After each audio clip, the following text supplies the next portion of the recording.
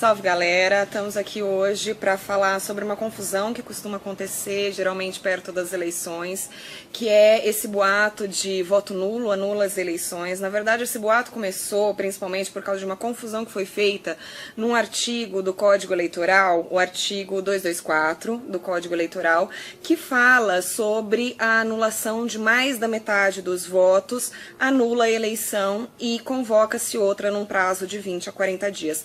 Na verdade, esse artigo ele não está falando de voto nulo, ele está falando de voto anulado. Então não é a sua opção de fazer um voto nulo. Quando você faz uma opção de votar nulo, você está fazendo uma opção apartidária. Já o voto anulado, que anula a eleição, ele é anulado por fraude ou por qualquer um dos motivos elencados no Código Eleitoral, dos artigos 220 a 222, mas não é o voto anulado por você.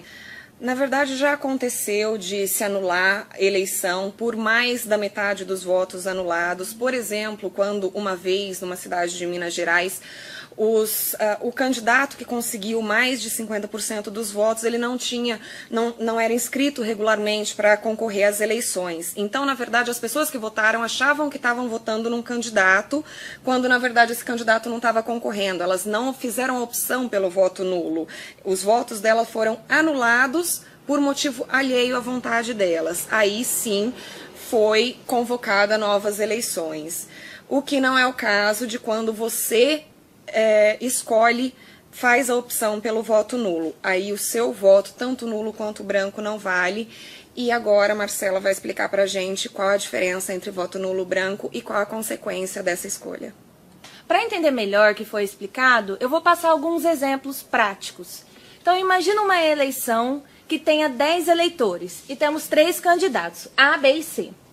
Imagine que 5 eleitores votaram no A, 3 votaram no B e 2 votaram no C.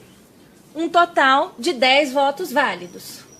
Para se eleger, o candidato precisa de 50% mais 1. 50% mais 1 aqui seria 5 mais 1. Como o que teve mais teve 5, não atingiu o que precisava, vai para o segundo turno. Agora nós vamos ver a hipótese em que vai ter voto nulo.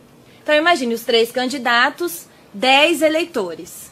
5 votam no A, 2 votam no B e 2 votam no C. Um total de 9 votos válidos, porque 1 foi nulo e, como a Sabrina já explicou, o nulo não vai contar. Para se eleger, ele precisa de metade mais 1. Metade de 9 vai dar 4,5. Mais um pouquinho, então quer dizer que esse daqui agora nem vai para o segundo turno. Esse ele já se elegeu, porque apesar de voto nulo não valer, ele aumentou a proporção dos outros. A outra hipótese é a do voto branco, que produz os mesmos efeitos que o voto nulo. Então, se a gente tem 10 eleitores, 5 votaram em 1, 2 em B, 2 em C, e 1 votou em branco, esse voto em branco também não é contado, do mesmo jeito que a gente viu que acontece no voto nulo, sendo que o voto válido vai ser apenas 9. Antes, havia uma diferença entre voto nulo e voto branco. Hoje, essa diferença não existe mais. Votando nulo ou votando em branco, seu voto não vai ser contado. Afinal, o que acontece quanto mais de 50% dos votos é nulo? Então, imagina que a gente tem os 10 eleitores.